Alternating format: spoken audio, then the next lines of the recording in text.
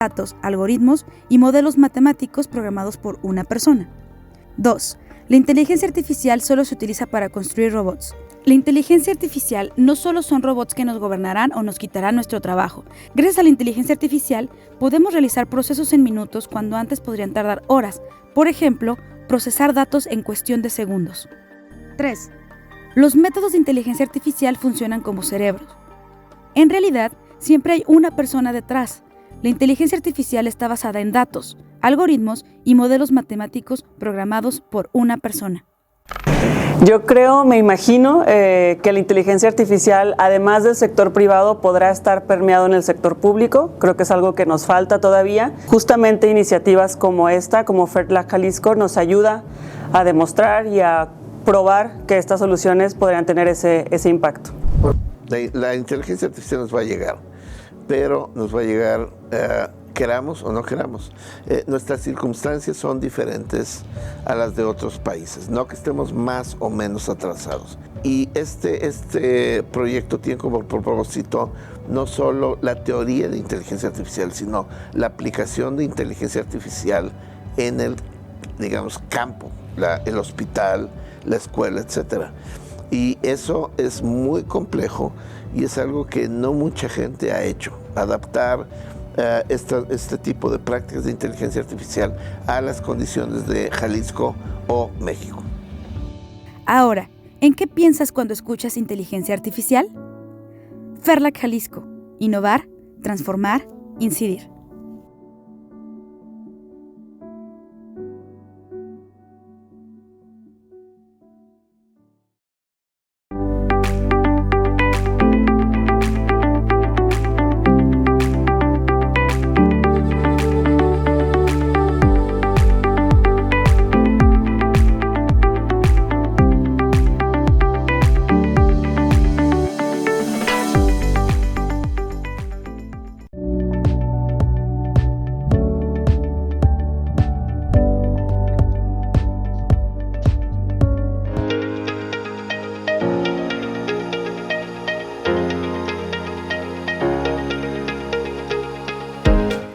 Bienvenidas, bienvenidos a Inventia Jalisco. Nos complace mucho a todas las instituciones que conformamos parte de la iniciativa FERLAC Jalisco tenerles presentes el día de hoy aquí de manera virtual. En esta conferencia vamos a platicar con Pablo Pérez Villanueva y vamos a ahondar sobre el tema de emprendimiento en la inteligencia artificial. Así es que vamos a conocer un poco más de él. Pablo Pérez Villanueva es Customer Engineer en Google, ingeniero de software con experiencia en aplicaciones web, móviles y progresivas. Es desarrollador full stack apasionado del Internet de las cosas, agnóstico del lenguaje de programación, practicante y gestor de metodologías ágiles, orientado a resultados y desarrollador remoto, distribuido e interdisciplinario, organizador activo de Startup Weekend y una parte fundamental del ecosistema de emprendimiento. Con su gran entusiasmo, Pablo nos hablará de los avances y hallazgos más importantes que el grupo de Google ha desarrollado desde sus propuestas en el tema de emprendimiento e inteligencia artificial.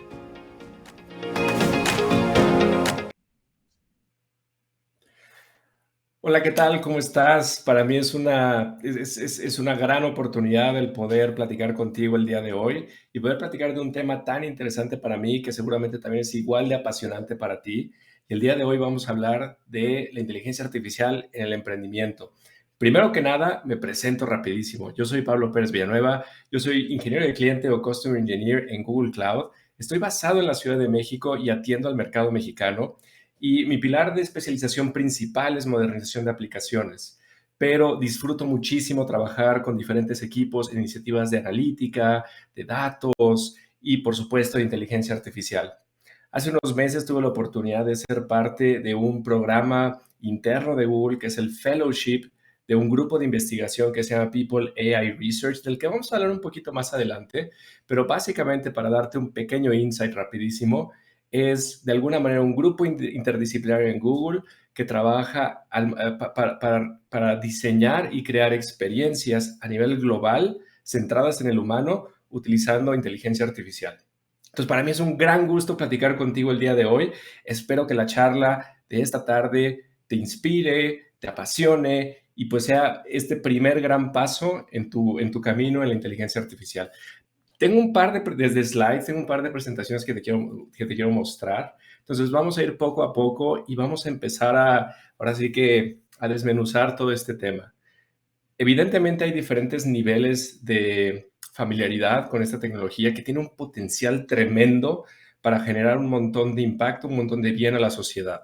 Entonces, lo primero que te quiero decir es que aquellas compañías que están invirtiendo o que están empezando a adoptar la inteligencia artificial son aquellas que están teniendo el mejor rendimiento en los negocios, que pueden tomar mejores decisiones orientadas a datos, que pueden tomar decisiones más rápidas y que evidentemente puede tener una ejecución muchísimo más rápida. Y esto se traduce en beneficios económicos, como lo puedes ver aquí, double cash flow, mayores ingresos. Entonces, algo que te quiero compartir en esta lámina, que aquí nos vamos a quedar un poquito de tiempo y te pido paciencia, pero es que este tipo de tecnología se puede aplicar en múltiples industrias y de alguna manera es lo que estamos viendo en la práctica. Yo trabajo en la línea, en el campo de batalla, en la primera línea directamente con clientes y tengo la oportunidad de platicar con ellos en todas sus iniciativas de transformación digital. También tengo la oportunidad de trabajar con un montón de emprendedores a través de nuestro programa de Google for Startup Accelerator que están utilizando la inteligencia artificial en diferentes ramas, en diferentes industrias y en diferentes mecanismos o modos de operación. Lo que estás viendo acá es algunas de las aplicaciones de esta tecnología en diferentes industrias y un poquito en negrita lo que vas a ver es lo que yo he visto en mi experiencia personal trabajando con emprendedores como tú. Por ejemplo, en retail, modelos de demand forecasting, tratar de predecir cuál va a ser la demanda, anticiparnos para poder cumplir las expectativas de los clientes, poder hacer recomendaciones de productos. Y también hay un tema ahí súper interesante de búsqueda, porque para el retailer, que puedas encontrar su producto significa el make or break. El retail es una industria tan competitiva que el hecho de que tú puedas encontrar lo que estás buscando en el momento adecuado puede significar millones de dólares en revenue para una organización. Y evidentemente temas de last mile delivery. Lo hemos visto y sobre todo en estos últimos años, las expectativas de nosotros como consumidores han cambiado y han cambiado tremendamente. Y queremos experiencias de primer nivel al momento de que estamos entregando el producto final al consumidor. Queremos que sea más rápido, queremos tener más visibilidad y todo esto está apalancado de alguna manera por la inteligencia artificial. En la rama de salud o en la rama de healthcare tenemos, o a mí me ha tocado personalmente ver cómo emprendedores están tratando de atacar temas de telemedicina o cómo poder dar cuidado a distancia. Y también algo bien interesante de cómo podemos hacer una aumentación de capacidades de los doctores o del personal médico. Vamos a hablar un poquito más adelante de esto, pero evidentemente hay un tema de riesgo, hay un tema de riesgo-beneficio. Entonces, cuando nosotros hablamos de industrias que tienen una alta volatilidad en cuestión de riesgo, no hablamos de automatizar tareas a través de la inteligencia artificial, sino hablamos de aumentar las capacidades de un actor humano, como podría ser el caso de un doctor, una doctora, un enfermero, una enfermera, para que puedan tener un diagnóstico muchísimo más preciso. Después, evidentemente, y este es un tema que sale muy recurrentemente, el tema de los servicios financieros. Y evidentemente acá sale la generación de modelos de riesgo para asignación de créditos o de hipotecas, también la categorización de transacciones. Seguramente tú el día de hoy estás utilizando alguna aplicación que te da un poquito más de visibilidad acerca de lo que estás comprando el día de hoy, en lo que estás gastando tu dinero, y en una de esas hasta te está dando algunas recomendaciones de cómo puedes tener una mejor salud financiera. Y evidentemente algo bien importante en el sector de fintech es esta capacidad de procesar documentos, de poder transicionar del papel al digital, pero hacerlo de manera automática y hacerlo a escala, ¿vale? Hay otros emprendimientos con los que yo me he topado que tienen soluciones bien interesantes en cuanto a medios y educación, estas famosas plataformas de educación o de EdTech o de tecnología para educación. Y aquí vemos un montón de casos de uso para recomendación de contenido. También hay temas de personalización de ruta de aprendizaje y de alguna manera es que tú puedas consumir aquel contenido que va a ser más relevante para ti en cualquier momento. Hemos trabajado con empresas en el sector de transporte que están haciendo cosas bien interesantes en la optimización de la flotilla de transporte. Y esto, pues, no es, como tú bien sabes, si has estudiado ingeniería en sistemas o cómputo o algo por el estilo, el tratar de tener algún mecanismo para poder visitar y entregar, por ejemplo, diferentes productos de última milla, es un problema difícil, es un problema computacionalmente donde sabemos que no existe una solución óptima. Y curiosamente, desde hace años, sabemos que el humano es muy bueno al momento de generar una recomendación de ruta. Y eso lo hicimos por décadas y por un montón de tiempo. Y ahorita estamos empezándole a enseñar a máquinas para que encuentren patrones en los datos y puedan ser capaces de hacer estas recomendaciones a escala. Y finalmente hemos trabajado con un montón de emprendimientos que están haciendo cosas bien interesantes en la vertical de recursos humanos, sobre todo en la capa de talent matching. Estamos viendo un montón de emprendimientos que están bien interesados en tratar de hacer un match entre empresa y una persona buscando una nueva oportunidad laboral y que eso sea ahora sí que el proceso más eficiente posible y que le genere el mejor costo-beneficio a ambas partes. Entonces, esto de alguna manera te puede llegar a dar un pequeño sentido de diferentes ideas de cómo se puede aplicar esta tecnología y con un poco de suerte yo te puedo transmitir algo que está sucediendo, que lo vivimos con los emprendimientos con los que estamos trabajando en nuestro programa de aceleración día con día. ¿Podemos pasar a la siguiente, por favor? Y aquí algo bien interesante, y es el estado de la industria, la falta de experiencia, ¿no? Tenemos, y bueno, esto lo podemos hacer un zoom out todavía adicional y vamos a ver que la cantidad de desarrolladores o personas que están, que trabajan en tecnología quizás no es necesariamente el número que está demandando la industria. Hacemos un zoom in a inteligencia artificial o a experiencias que apalancan esta tecnología y lo que nos damos cuenta es el grueso de las personas capacitadas en tecnología son desarrolladores o desarrolladoras que están haciendo desarrollo, digamos, basado en reglas de negocio, en heurística, condicionales, etcétera. Y tenemos bien poquita gente que está trabajando como científicos o científicas de datos y todavía un poquito más chiquito estos investigadores que se están enfocando en una tecnología particular como podría ser Deep Learning.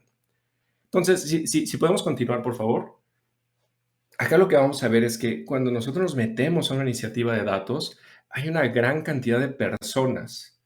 Y algo que te puedo decir desde la experiencia es que un emprendimiento normalmente, realmente como en la mayoría de las empresas, una persona se pone diferentes cachuchas, diferentes sombreros y tenemos diferentes necesidades dependiendo del rol que estamos tomando en un momento determinado hasta del día, ¿no? Desde administradores de proyectos, analistas de datos, ingenieros, científicas, desarrolladoras de Machine Learning o hasta ingenieros. Y ahorita vamos a platicar un poquito de las diferencias de cada una de estas personas. Pero lo que yo te quiero dejar es, si bien los emprendimientos, si bien tenemos esta distribución bien sesgada o con poquita gente que está capacitada en una tecnología particular, curiosamente los emprendimientos son los que normalmente tienen este personal capacitado. Y ahora, acá estamos viendo un dato también bien interesante, y es que la inteligencia artificial requiere de una fundación bien fuerte en datos.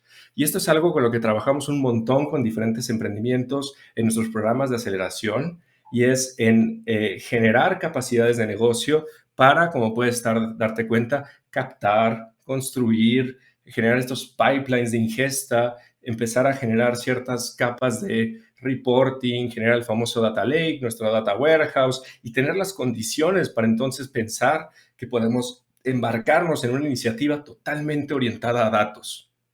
Algo que yo sí te puedo decir, si estás emprendiendo el día de hoy, estás empezando tu viaje, no escatimes en invertir en prácticas orientadas a datos, que puede ser desde su ingesta, su tratamiento, su calidad, su gobernanza, porque eso es lo que te va a habilitar para que puedas utilizar inteligencia artificial en tus productos o servicios que expones de cara a tus clientes.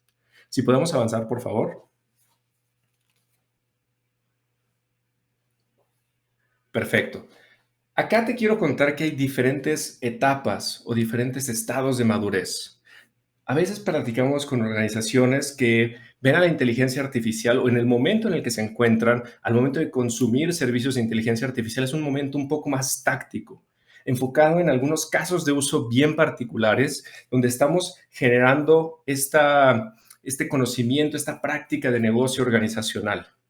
Después nos movemos a un momento un tanto más estratégico, donde ya estamos manteniendo múltiples sistemas que están apalancados o que su único propósito es servir experiencias que utilicen esta tecnología. Y finalmente, yo creo que es el estado ideal de todas las organizaciones llegar a este momento transformacional, donde realmente estamos como parte del ciclo de vida de nuestras aplicaciones, continuamente mejorando la experiencia que le damos a los clientes. Si podemos continuar, por favor. Perfecto. Y algo súper importante es que no quiero que te sientas sobrecargada en este momento, porque es evidentemente un nuevo ecosistema, un nuevo universo que tú vas a encontrar al momento que empieces a desarrollar experiencias que apalancan esta tecnología. Y lo que te vas a dar cuenta es que el día de hoy existen diferentes maneras en las que tú puedes empezar a utilizar la inteligencia artificial sin necesidad de que seas un experto. El día de hoy hay diferentes productos y servicios que te pueden permitir empezar a utilizar el día de hoy de caja. O sea, ahora sí que te lo entregan o empaquetan normalmente vía una API o vía un producto terminado y tú puedes empezar a desencadenar el valor que te puede dar esta tecnología. En medio tenemos una etapa bien interesante, que es cuando no necesariamente estamos embarcándonos a hacer diferentes modelos o diferentes experiencias de inteligencia artificial desde cero, pero que sí conocemos, sí tenemos una sensibilidad acerca del problema que estamos tratando de resolver. Tenemos datos que pueden ser utilizados, que tienen cierta señal predictiva, y podemos utilizar tecnología particularmente de nubes públicas, y ahorita vamos a platicar un poquito de eso, y podemos empezar a generar modelos a partir de arquitecturas previamente generadas.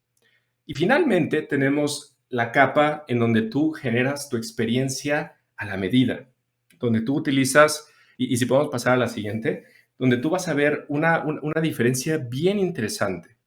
Ahora, vamos a enfocarnos un poquito del lado derecho en esta lámina. Aquí es donde tú generas la experiencia a la medida. Aquí es donde el propósito de tu organización, de tu emprendimiento, está apalancado de la inteligencia artificial, donde probablemente tienes algún científico de datos, alguna persona con algún doctorado o con mucha experiencia utilizando inteligencia artificial, machine learning, etcétera, y donde utilizas en tu día a día diferentes frameworks populares, como podría ser scikit-learn, PyTorch, TensorFlow, donde estás continuamente revisando diferentes hubs de inteligencia artificial para descargar modelos previamente generados que funcionan muy bien para ciertos casos de uso y donde apalancas el valor de las nubes públicas para utilizar infraestructura a escala, para reducir la carga administrativa. Entonces, esto es un patrón bien común en emprendimientos donde su core experience, donde su experiencia primordial está apalancada o centrada en generar una experiencia de inteligencia artificial.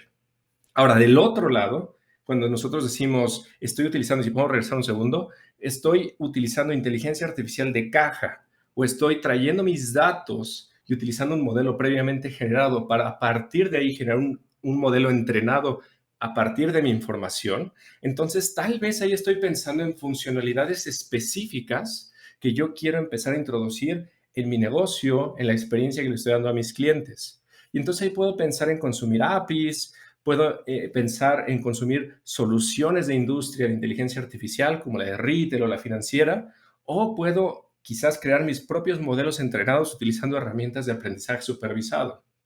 Ahora sí podemos avanzar un poquito y lo que te quiero contar por acá es estas 3 etapas de madurez que normalmente, conceptualmente, cuando nosotros pensamos en los diferentes pasos que involucra una iniciativa de este estilo, tenemos estas 3 etapas principalmente. Una etapa de colección y preparación de datos, una etapa de entrenamiento, una etapa de evaluación, porque tú te quieres asegurar de que lo que vas a poner en producción de cara a tus clientes funciona y funciona de la manera en la que tú lo esperas. Y finalmente, desbloqueamos el valor. Empezamos a hacer estas predicciones para poder servir a nuestros clientes y darles esa experiencia que les encanta y que hace que se enamoren de nuestro servicio. Ahora, conceptualmente, al momento de generar un modelo, estas son las 3 etapas que nosotros tenemos en la cabeza. Pero ¿qué sucede? Que en la práctica existe un montón de pasos adicionales que normalmente no nos pasan por la cabeza cuando empezamos. Y esto es, de alguna manera, similar a lo que sería productizar cualquier tipo de aplicación, sin importar que sea relativo a la inteligencia artificial o sea una aplicación convencional o una front-end, una single page application, lo que sea que estés desarrollando el día de hoy. Tienes que definir tus casos de uso, tienes que hacer una exploración de tus datos, tienes que seleccionar el algoritmo y algo bien importante que a mí de alguna manera me llegó a volar la cabeza en algún momento es que cuando haces una iniciativa de inteligencia artificial no puedes comprometer un resultado. Lo que tú vas a hacer es comprometer una estrategia y esperas que durante el proceso de construcción y de implementación de esta iniciativa vas a llegar a generar o vas a lograr ciertos indicadores que le pueden servir al negocio. Después viene el tema de tratamiento de datos, pipelines, construir el modelo, evaluarlo, presentar los resultados, hacer tu despliegue y después operacionalizar el modelo, monitorearlo cuando ya está en producción y todo esto lo tienes que hacer de manera iterativa constantemente. Entonces, si te pones a pensarlo, no es muy diferente a lo que hacemos el día de hoy con aplicaciones, digamos, que no tienen nada que ver con la inteligencia artificial. Y ahora, si podemos continuar, por favor. Perfecto. Y aquí es donde el valor de una plataforma realmente como que sale a relucir, ¿no? Y esta plataforma que te digo, a mí no me interesa el día de hoy que hablemos de la juguetería de Google ni nada por el estilo. Esto nada más lo estoy poniendo como un ejemplo, pero tenemos nuestra plataforma unificada de inteligencia artificial en la plataforma de Google que se llama Google Cloud, que es la manera en la que Google expone su tecnología al mundo, a ti, para que la puedas utilizar el día de mañana. Tenemos primero diferentes tipos de aplicaciones, que si nos fuéramos un nivel más arriba, veríamos los diferentes tipos de industria y nos regresaríamos como esa lámina donde veríamos los diferentes casos de uso que seguramente ya pusieron tu cabeza a echar chispas. Abajo lo que tenemos son los habilitadores, lo que realmente nos ayuda para realmente realizar estas iniciativas de cada cliente. Aquí podemos continuar rápido, por favor. Buenísimo. Entonces, mira, aquí te lo pongo, van a ser 3 láminas donde me voy rápido, pero te quiero decir, si tú lo que quieres es empezar a utilizar inteligencia artificial de caja o quieres empezar a generar experiencias basadas en tus datos, normalmente, y esto es una categorización que tal vez si ves esta grabación en 1 año o en 2, tal vez ya no sea lo suficientemente precisa. Pero mira, tenemos servicios hacia la visión computarizada, hacia poder, a través de una cámara, que puede ser una cámara de seguridad o algo un poquito más sofisticado, tratar de entender qué es lo que está pasando en el mundo. Y primero, el caso de uso más sencillo es ver una imagen. Y ya una vez que entendemos una imagen, entonces tratamos de entender el video. Y el video, pues realmente es una superposición de imágenes en varios cuadros por segundo, tratando de entender y tratando de hacerle sentido a estas imágenes que están sucediendo en tiempo real. Después tenemos temas de lenguaje, desde traducción, que puede ser una traducción de caja, un poquito más genérica, a una traducción especializada, si es que lo que tú estás tratando es hacer una traducción muchísimo más específica o darle un sabor que sea más orientado al tipo de experiencia que estés tratando, y eso lo puedes llegar a generar con un modelo a la medida. Y también tenemos temas de entendimiento del lenguaje natural, que es súper, súper relevante y súper importante, y es algo con lo que tú estás interactuando día con día, al momento en el que estás, por ejemplo, utilizando servicios como Gmail, que te genera una sugerencia abajo, unas 3 burbujitas, donde te da una sugerencia para que tú puedas contestar un mail de manera rápida. Eso de alguna manera es entender el mensaje que te está llegando y proponerte algunas acciones rápidas para que puedas responder a eso. Esa es una pequeña aplicación del entendimiento del lenguaje natural. Hay un montón adicionales. Después nos pasamos a la parte de conversación.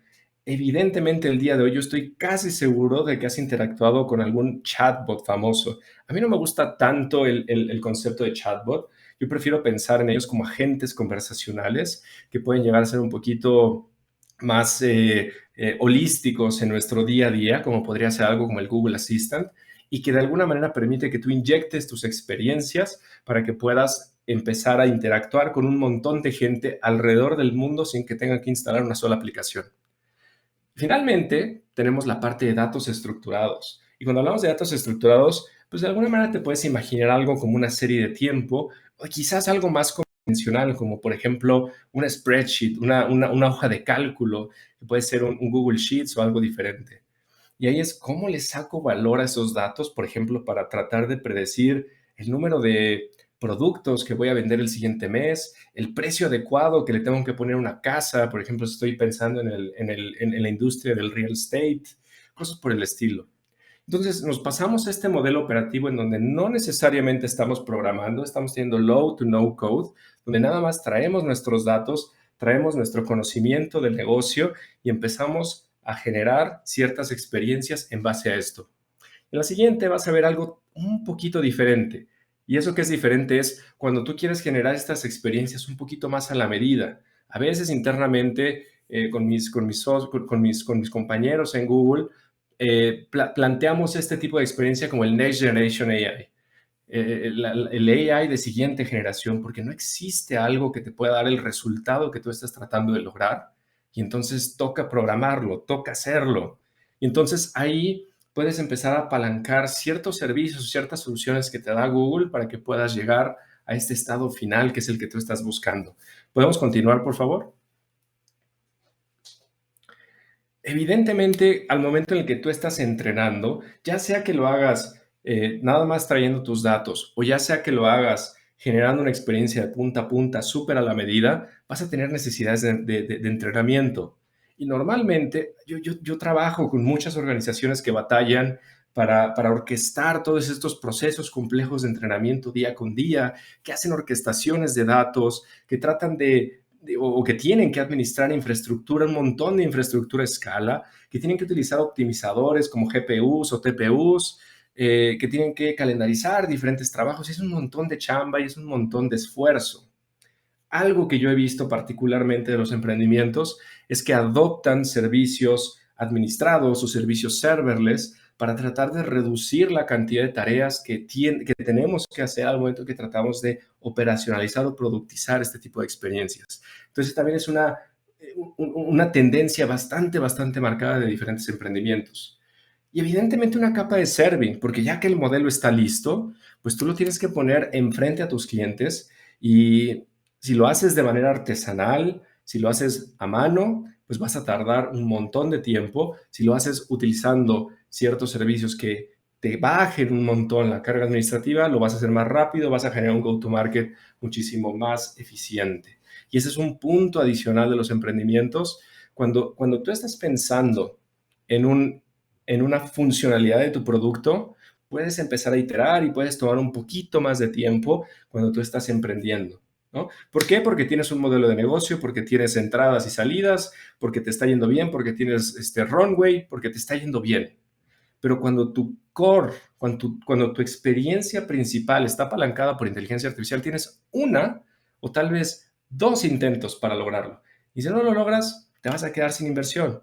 Y hasta ahí va a llegar tu emprendimiento. Entonces, lo importante ahí es que cuando tú reconoces que tu funcionalidad principal tiene que ver con la inteligencia artificial, yo te recomiendo, y lo que hemos visto en la práctica es que adoptes diferentes plataformas que te quiten la cantidad de esfuerzo y de trabajo que tú tienes que hacer en tu día a día. ¿Podemos continuar, por favor? Bueno, aquí más o menos te puedes dar una idea tenemos este mapa mental, ¿no? De 3 diferentes etapas: datos, entrenamiento, evaluación, predicciones. Se acabó, ¿no? Y aquí realmente lo que yo te estoy dando es una pequeña ventana a todas las diferentes etapas que tienen que ver en el desarrollo de tu iniciativa de inteligencia artificial. Desde extraer, validar, preparar, entrenar, evaluar, validar todavía tu modelo, desplegarlo, monitorearlo. O sea, realmente no es poca cosa y creo que a veces con estos como primers a la inteligencia artificial, de alguna manera sesgamos nuestro entendimiento de lo que realmente involucra tener una iniciativa de este calibre, ¿vale? Pero aquí te lo pongo nada más como idea para que veas que hay diferentes productos y servicios que te pueden ayudar.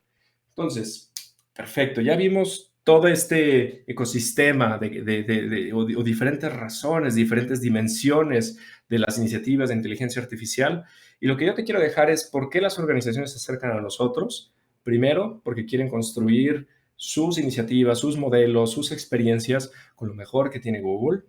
Segundo, porque quieren acelerar su tiempo a valor, quieren llegar más rápido al mercado, queremos prototipar, queremos experimentar, queremos poner esto de cara al cliente final, pero ojo, que funcione bien, y finalmente queremos tener controles de confianza y responsabilidad. Que esa, de alguna manera, es la siguiente parte de esta plática. Me voy a apurar porque ya estoy un poquito atrasado, pero si podemos continuar, vamos a pasar a esta siguiente dimensión, que es algo que los emprendimientos están adoptando en gran manera, y es el uso o el diseño de experiencias de inteligencia artificial centradas en el humano de manera responsable. ¿Vale? Continuamos, por favor. Entonces, mira, si te dejo algo el día de hoy, es esta frase, y ahorita te la voy a cambiar un poquito. Primero te dice, el hacer experiencias centradas al humano en inteligencia artificial es acerca del rol que tienen los humanos en Machine Learning. Dices, ok, perfecto. Y si pasamos a la siguiente, nos vamos a dar cuenta de que la tecnología no tiene absolutamente nada que ver. No importa Machine Learning, se trata de la toma de decisiones. Que tengamos una tecnología que habilite no significa que nos tenemos que olvidar de años de buenas prácticas haciendo diseño centrado a la persona o diseño centrado al humano. Continuamos, por favor. Bien, el día de hoy, seguramente en algún momento del día, tú escuchaste música y empezaste a interactuar con algún modelo de recomendación. Lo interesante de esta tecnología es que ya está por todos lados y la estás utilizando, te des cuenta o no, día con día.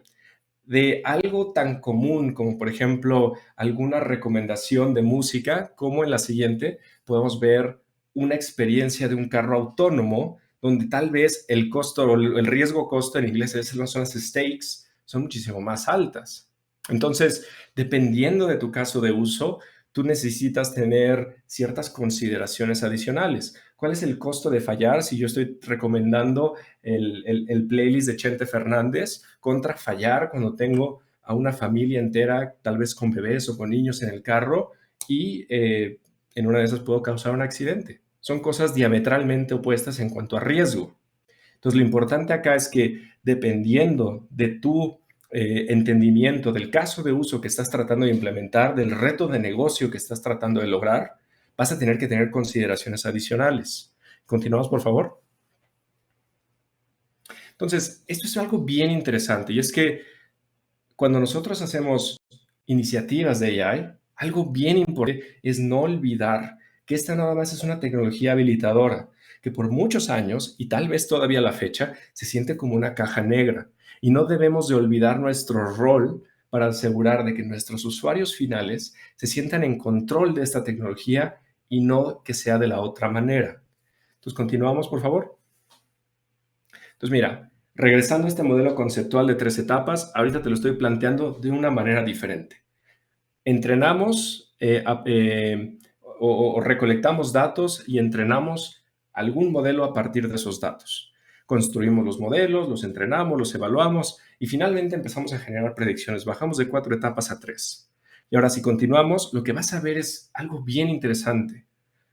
Tú y tu equipo de producto eligen las fuentes de datos. Tú y tu equipo de producto determinan las métricas de evaluación, y tú y tu equipo, no solo tú y tu equipo de producto, aquí es tus usuarios, incluyéndote a ti si es que utilizas tus propios servicios digitales, son los que son afectados por los resultados.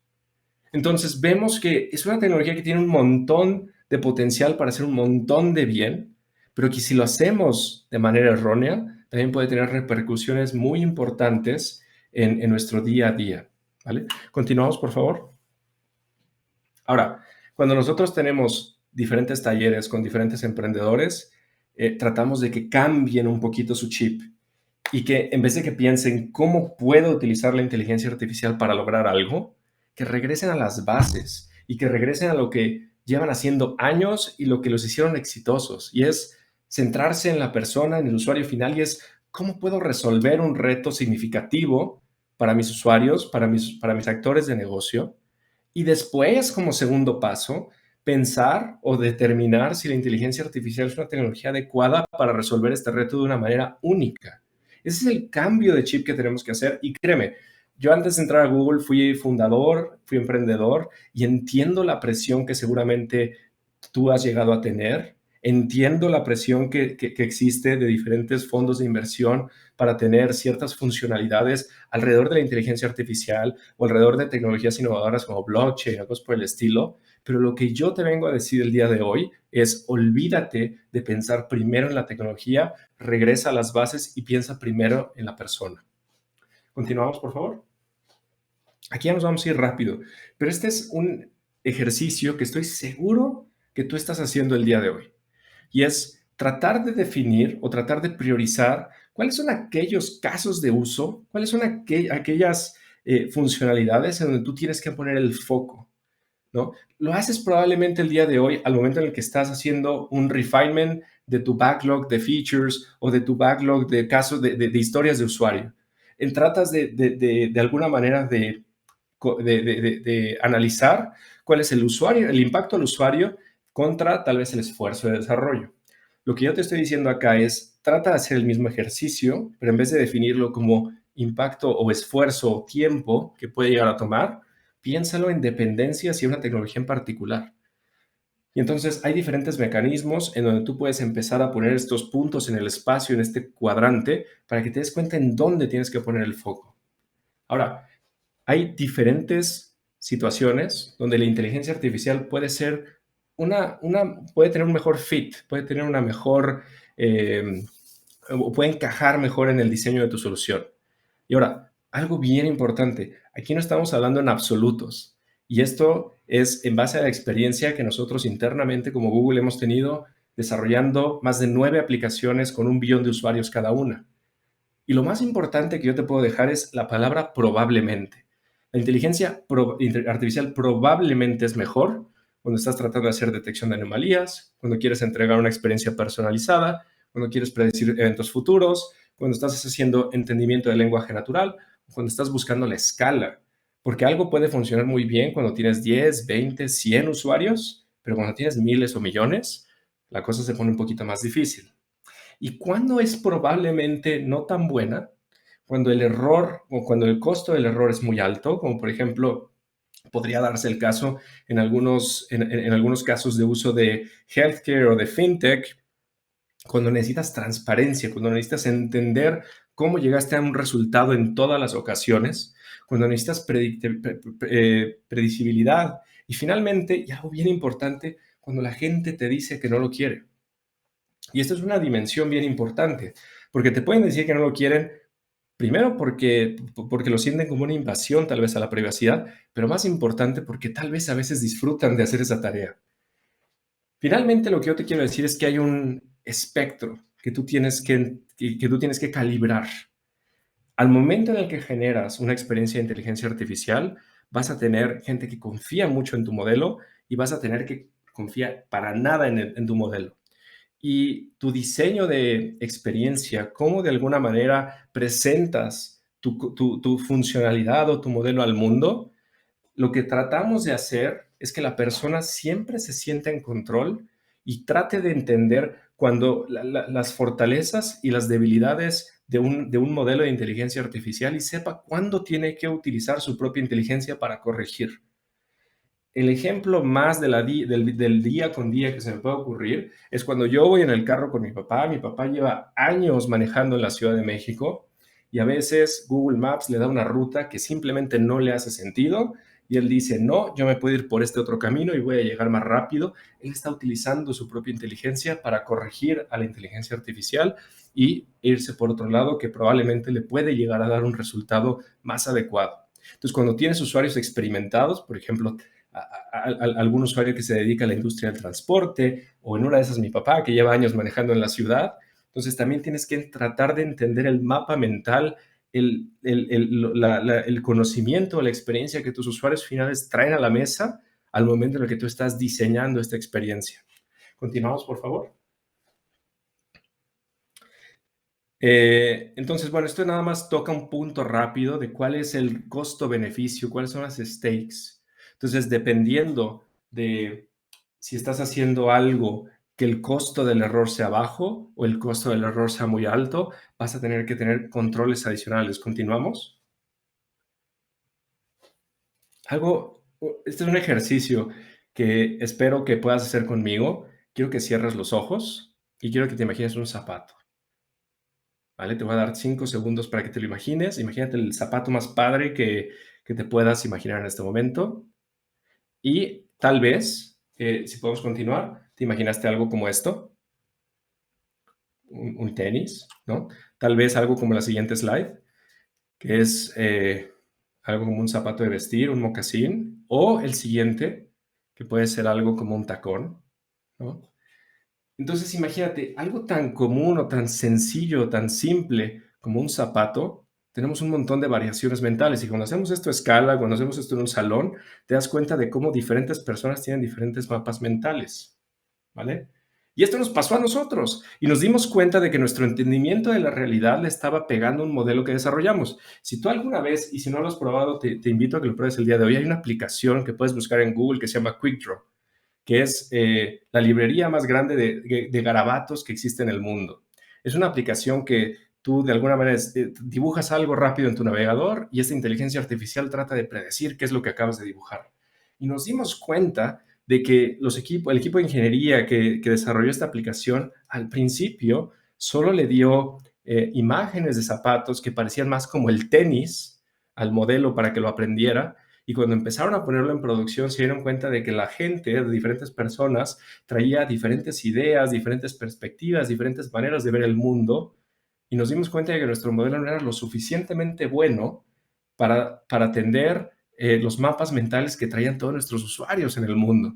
Entonces ahí tuvimos que regresar a nuestros datasets de origen, de entrenamiento, y tratar de meter diferentes ejemplos de zapatos. Entonces imagínate, algo tan sencillo como esta imagen de cómo se ve un zapato, tiene tantas variaciones, tiene tantas permutaciones, y nos empezamos a sensibilizar de este tipo de cosas cuando empezamos a plantear nuestras soluciones alrededor del humano. Continuamos, por favor. Este es un ejemplo también bien interesante, ¿vale? Y es, ahora sí que cuando las cosas salen mal, ¿no? Y cuando las cosas salen mal, una de las cosas que tú puedes hacer como emprendedora, como emprendedor, es evidentemente definir cuál va a ser tu métrica de éxito, para que cuando encuentras una variación hacia esa métrica de éxito puedas tomar acción. Y eso nos pasó a nosotros con este servicio de Google Translate, donde ciertos términos que son neutrales, como doctor, al momento de traducirlos, únicamente los traducía en la forma masculina. Y aquí fue algo bien fácil de arreglar, porque nos dimos cuenta del problema y lo que hicimos fue no solamente dar un único resultado a una traducción, sino dar dos resultados posibles para trabajar en dos diferentes formas, la masculina y la femenina, al momento en el que trabajábamos con términos neutros. Entonces ahí estamos hablando un poquito de tratar de entender el caso de uso, tratar de entender nuestras fuentes de datos, tratar de entender el contexto para tratar de generar una experiencia que sea responsable, que sea holística para todos nuestros usuarios. Y si podemos continuar, ya es el último ejemplo que tengo aquí, ya me pasé un poquito de tiempo, pero te quiero también contar de este otro ejemplo, ahora volteándonos a la industria de la manufactura de autos. Por décadas, por un montón de tiempo, no sé si has visto estos pequeños como dummies, los muñequitos que utilizan cuando hacen pruebas de choque. Y esto pues nos ayuda a que cuando chocamos, pues el carro se destruya y no nos pase nada a nosotros con un poquito de suerte. Bueno, si pasamos a la siguiente, lo que vas a ver acá es que por muchos años, por décadas, la industria automotriz estaba utilizando muñecos que tenían la complexión masculina y no la complexión de un sexo biológico femenino. Entonces, 47% de las mujeres tenían mayor probabilidad a estar lastimadas. Entonces, ahí te das cuenta, yo no soy de la idea de que las personas que estaban en esta industria trataban de lastimar a las personas de manera explícita o que lo hacían malintencionadamente. Esto lo que nos dice es cómo ciertos sesgos se pueden meter en nuestras experiencias y nuestros modelos, a veces aún sin que nos demos cuenta. Y esa es la razón por la que tú tienes que tener un enfoque centrado al humano para garantizar que estás teniendo al menos estas cosas en el radar, y cuando las cosas fallen, porque van a fallar, tengas capacidad para levantarte y para corregir. ¿Vale? Continuamos, por favor. Listo. Yo te quiero presentar este trabajo de Google, lo puedes buscar el día de hoy. es un guidebook que se llama el People AI Research Guidebook. Lo puedes buscar en Google como Pair Guidebook. Son 6 módulos que si el día de hoy estás construyendo una experiencia utilizando inteligencia artificial, te van a ayudar para que utilices algunas de las consideraciones que hemos platicado el día de hoy y muchísimas más. Si alguna vez has utilizado estas guías de Material Design, vas a ver que es muy práctica, es muy útil y nos da una metodología, una manera de trabajar para que dejes de pensar en la inteligencia artificial como una iniciativa de tecnología y lo veas como una iniciativa de negocio y puedas asegurarte de que tus equipos tienen un lenguaje común y puedes tener las perspectivas de múltiples roles desde negocio, experiencia de usuario y evidentemente de tecnología al momento que estás armando esto. Siguiente, por favor. Este guidebook está armado en su última versión en diferentes patrones. Hay como 20 y tantos, 21 me parece, que tú puedes explorar el día de hoy. Tenemos también un taller. Yo te voy a dar una pequeña probadita, si podemos pasar a la siguiente. Y este es uno de los patrones que tenemos, que es el de AI Onboarding. Piensa en cómo vas a introducir una inteligencia artificial a tus usuarios por primera vez, sobre todo cuando tus usuarios, tal vez algunos sean un poco más tecnológicos, tal vez otros no lo sean tanto. Y cuando estamos hablando de productizar esto a escala global, teniendo en cuenta la gran cantidad de maneras de pensar de las personas, sus niveles de adopción de tecnología y realmente tomar un enfoque social alrededor de esta tecnología, entonces es cuando este tipo de patrón hace un montón de sentido. Cuando explicamos el beneficio y no la tecnología, cuando utilizamos terminología familiar, cuando lo hacemos fácil de explorar y finalmente cuando podemos ir automatizando poquito a poquito en fases para que nuestros usuarios vayan entendiendo qué es lo que está pasando. Y ya para terminar, ahí tenemos la siguiente, donde platicamos brevemente de, por ejemplo, las maneras, y aquí es dar un poquito ah, darle a tu usuario final una pequeña ventana para que entienda qué es lo que está pasando adentro y tú puedas explicar qué es lo que hace tu feature o tu modelo de AI, en dónde trabaja muy bien, qué es lo que le cuesta y para qué le puede ayudar a tus usuarios finales. Y te juro que teniendo esta transparencia y estableciendo este diálogo, vas a tener mejores resultados. Finalmente, ya para cerrar, te quiero dar mi recomendación, esto es súper a título personal, de dónde te recomiendo que tú de dónde te recomiendo que tú empieces. Y es recapitulando un poquito esta plática. Entonces, si pasamos a la siguiente, vas a ver del lado izquierdo, invertir de manera temprana en prácticas de datos, no olvidarte de las necesidades de habilitación, entrenamiento y las definiciones del rol que tú vas a tener junto con tu equipo, adoptar la nube, sobre todo para bajar la cantidad de trabajo que tu equipo va a tener y que te puedas enfocar en la generación de valor. Y del lado derecho, un tema más como de experiencia. Definir y centrarte en las necesidades de tu usuario, definir el éxito y tener controles para que puedas responder cuando las cosas sucedan de una manera inesperada.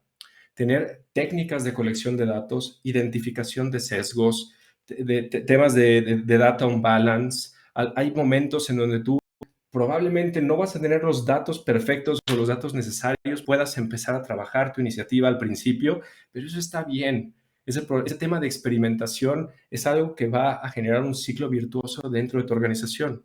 Y finalmente, tener mecanismos de explicabilidad, de control de errores, de audit y apalancarte de diferentes comunidades de práctica, de diferentes estructuras de apoyo que existen para ti, como por ejemplo la de Google Developers. Esto es lo que yo traía para ti. Vamos a pasar a una pequeña discusión, a un pequeño panel. Espero que esta plática te haya encantado y pues de mi parte te deseo el mejor de los éxitos en tu viaje con esta tecnología que es súper apasionante y en Google Cloud estamos listos para apoyarte.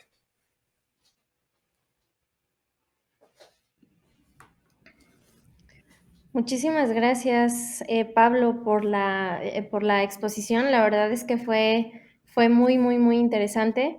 Hola a todos, mi nombre es Geraldina Silveira, soy parte del equipo de FERLAC Jalisco y además también parte del equipo del Instituto de Emprendimiento Eugenio Garza Lagüera en el TEC de Monterrey. Y bueno, también nos acompaña Paco Solsona. Paco es líder regional y acelerador de SPI LATAM en Google. Bienvenido también, Paco. Un placer estar acá con todos ustedes. Muy bien. Oye, Pablo, pues mencionabas cuestiones muy, muy interesantes, como decía al principio, y me quedan muchísimas dudas, ¿no? Pero quisiera aprovechar retomar, ¿no? Recapitular esto de lo que hablabas de cómo la inteligencia artificial es un medio, ¿no? Un medio para y no en sí mismo, así te estoy parafraseando. Y quisiera que nos platiques un poco también, Paco, en la experiencia que ustedes han visto o que han tenido, cómo la inteligencia artificial puede utilizarse para resolver estas grandes problemáticas sociales a las que nos enfrentamos, sobre todo en estos tiempos, quiero decir, post-COVID.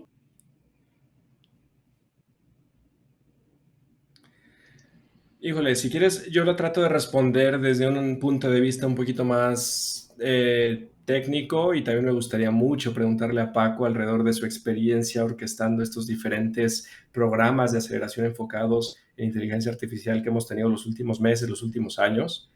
Yo lo que te podría llegar a decir es, cuando tú, y ahora sí que conceptualmente ponte a pensar, si tú lo que tú estás tratando de hacer es empezar a generar alguna regla de negocio para tratar de generar algún entendimiento del mundo, vamos a decirlo en súper simples.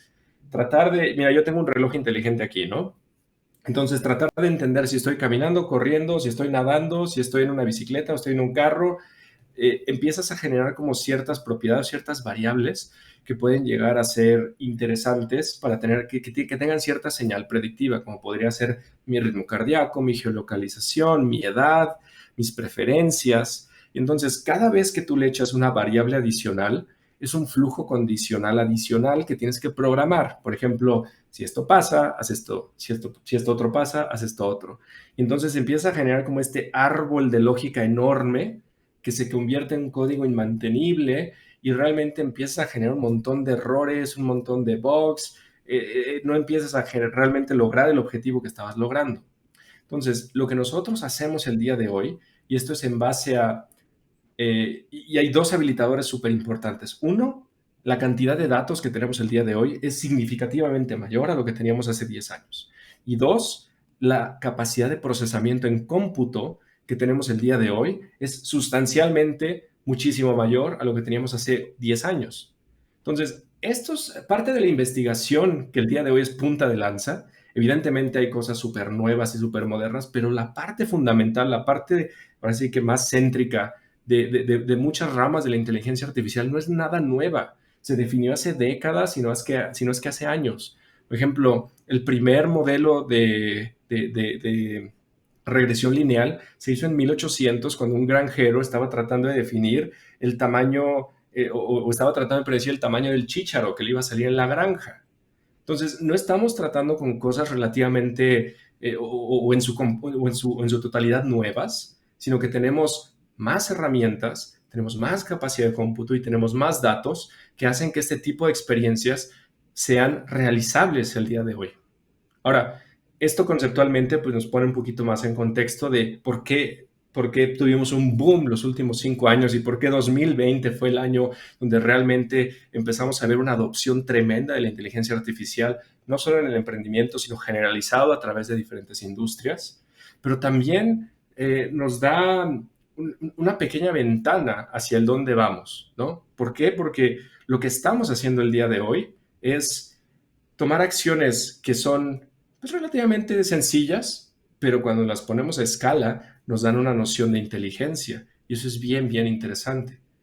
Y es por eso que cuando hablas con un científico o con un investigador de inteligencia artificial, probablemente la gran mayoría de las veces te van a decir que nada más estamos en la punta del iceberg o en la parte superficial de todo el potencial que esta tecnología puede habilitar. Y es por eso que tenemos que tener práctica responsable y tenemos que pensar alrededor de las personas desde el día de hoy. Ahora sí, Paco, ya hablé mucho y me gustaría tener tu impresión acerca de lo que hemos estado haciendo estos últimos años con el programa de Accelerator. Sí, muchas gracias. Pues realmente no, también interesado en escucharte y creo que como complemento, lo único que agregaría es que la inteligencia artificial, en efecto, hoy tenemos las herramientas, hoy tenemos la posibilidad de extender modelos existentes, de hacerla más fácil, pero igual que con todas las demás tecnologías, me parece que el avance más relevante es que se ha hecho accesible. Antes, y cuando digo antes, ni siquiera mucho antes, digamos 10 años atrás, necesitabas un grupo de científicos, expertos, todos con maestrías, doctorados, para poder hacer tus modelos, poder hacer inteligencia artificial. Y hoy prácticamente está al alcance de todos, con herramientas como AutoML y con muchos modelos que ya están entrenados que puedes extender con tus propias pues digamos como imágenes o voz o etcétera, y tener algo que sea inteligente y que pueda reconocer imágenes y dar un servicio mejor. O, como dijo Pablo en la plática, extender las posibilidades de tu equipo, mejorar la experiencia para tus usuarios, para tus clientes. Así que me parece que lo que estamos haciendo es bajar la barra de acceso a aplicaciones que utilicen inteligencia artificial. ¿Y qué estamos haciendo al respecto? Muchas cosas. Como ya dijo Pablo, el programa de aceleración que tenemos es un programa muy amplio. Hoy tenemos más de 16 accelerators en todo el planeta. Nosotros estamos a cargo de que se hace en América Latina de habla hispana y hemos visto empresas en todas las verticales: medicina, negocios, e-commerce, inteligencia artificial pura, digamos, hablando como de chatbots, soluciones inteligentes. También, obviamente, fintech, que es donde se está utilizando de manera muy efectiva para asignar créditos, para abrir nuevos mercados, para resolver esta brecha, digamos, entre los que tienen acceso a, por ejemplo, servicios financieros y los que no. Y también hemos visto otro tipo de soluciones. Por ahí noté una de las preguntas acerca de ecología. Por ejemplo, en uno de nuestros equipos hermanos, que es google.org, organiza todos los años un Impact Challenge. Y en el 2018 hicieron uno enfocado en inteligencia artificial y entraron empresas y organizaciones de todo el mundo.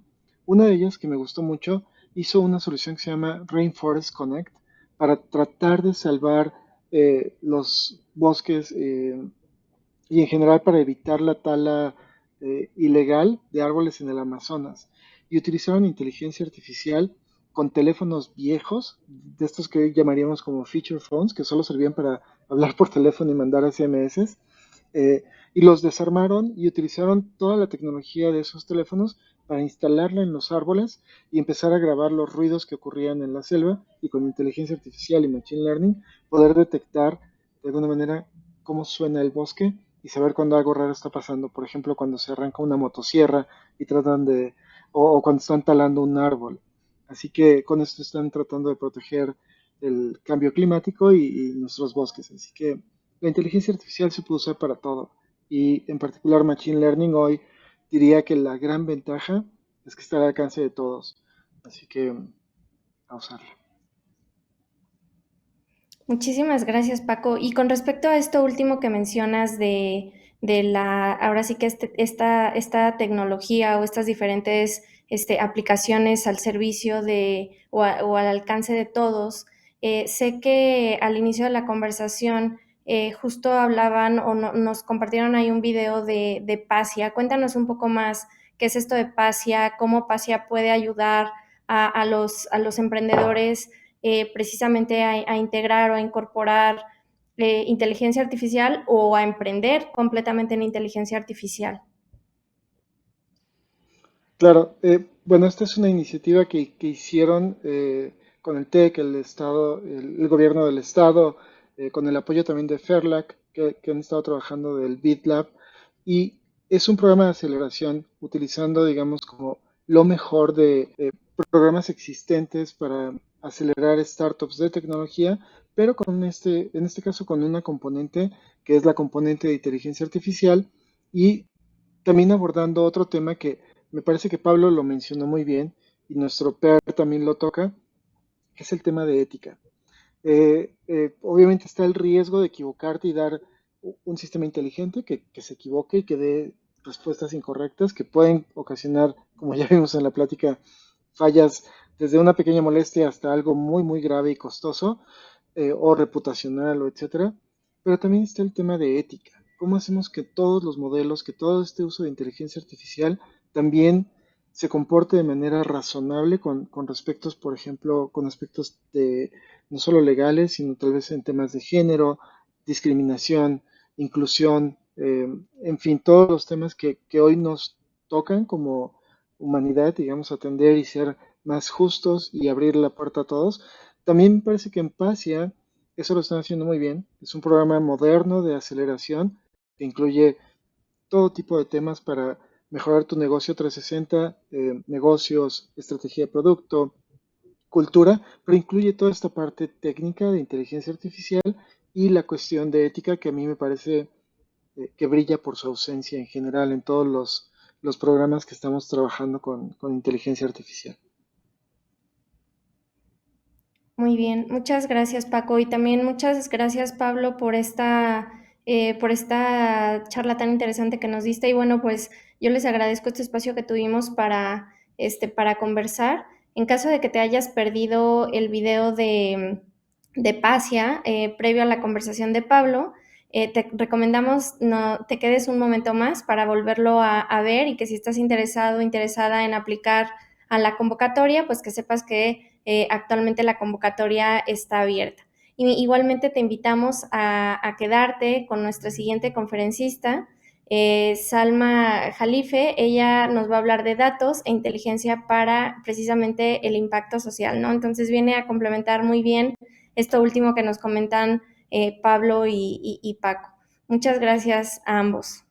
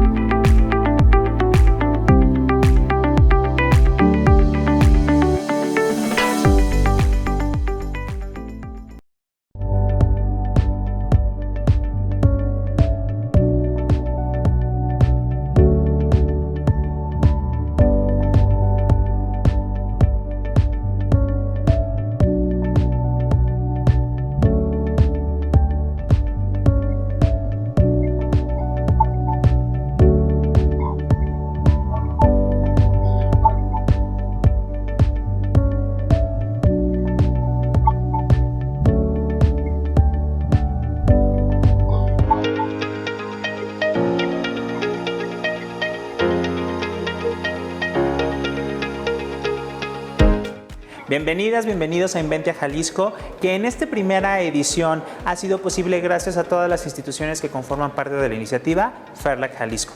Para esta conferencia tenemos invitada a Salma Jalife, con quien vamos a poder dialogar los retos que enfrentan los gobiernos en el desarrollo e en la incorporación de bases de datos estructurados para la implementación de soluciones con inteligencia artificial.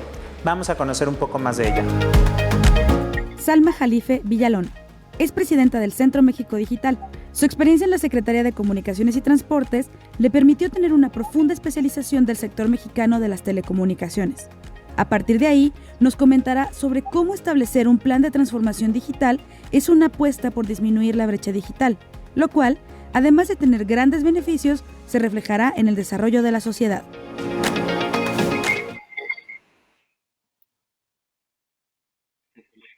Hola, ¿cómo están todos? Me da un gusto estar con ustedes, es un placer tener a esta audiencia y agradecerle a nombre de Centro México Digital, a FERLAC Jalisco, que en alianza con el BID, con el TEC, con C-Minds y con el gobierno de Jalisco hicieron posible Inventia Jalisco. Pues aquí estamos con ustedes. Solo brevemente les voy a comentar que Centro México Digital somos una organización sin fines de lucro que investiga y elabora estudios y otros instrumentos que derivan en recomendaciones y bienes públicos que sirven a diferentes actores del ecosistema digital como ustedes. Su objetivo está centrado en la persona y en las organizaciones micro, pequeñas y medianas para orientarlos a lograr una transformación digital informada e integral. Entonces, en ese sentido, nosotros estamos trabajando y en este espacio queremos compartirles por qué es importante medir los avances en la transformación digital, especialmente en los estados, y cómo lo estamos midiendo y para qué nos sirve medir. Entonces, si quisieras poner mi presentación, por favor, para que podamos verla. Si quieres pasamos a la siguiente y a la que sigue, porque ya vamos a empezar de cero. Vamos a contar, realmente yo para explicar este tema tan importante de la transformación digital, que en cierta medida la pandemia nos ha dado una probadita de ello, que cuando tuvimos que transformarnos digitalmente de las oficinas o de las salones de estudio a nuestros hogares, donde no teníamos bien preparada pues el espacio para poder hacer esto. Nosotros, yo para contarles esto, siempre quiero hacer referencia a lo que sería como una nación ideal. Esta analogía que yo leí recientemente en un artículo que hizo Reuters en Breaking Views, donde ellos hablan sobre el contexto de esta nación ideal en un proceso de transformación digital donde ya está o es evidente la cuarta revolución industrial y que ya la estamos viviendo, ¿no? No es algo que vamos a vivir en el futuro. Entonces, en esta nación ideal, desde el punto de vista de conectividad y apropiación tecnológica, lo debemos de asociar con Corea, ¿no? ¿Por qué? Porque cuenta con una excelente conectividad, prácticamente cubre todo el país, mantiene una alta disponibilidad, es confiable, es cibersegura y además sus accesos en zonas urbanas y rurales se logran a través de grandes anchos de banda para hogares, para escuelas, para centros de trabajo y para sitios públicos.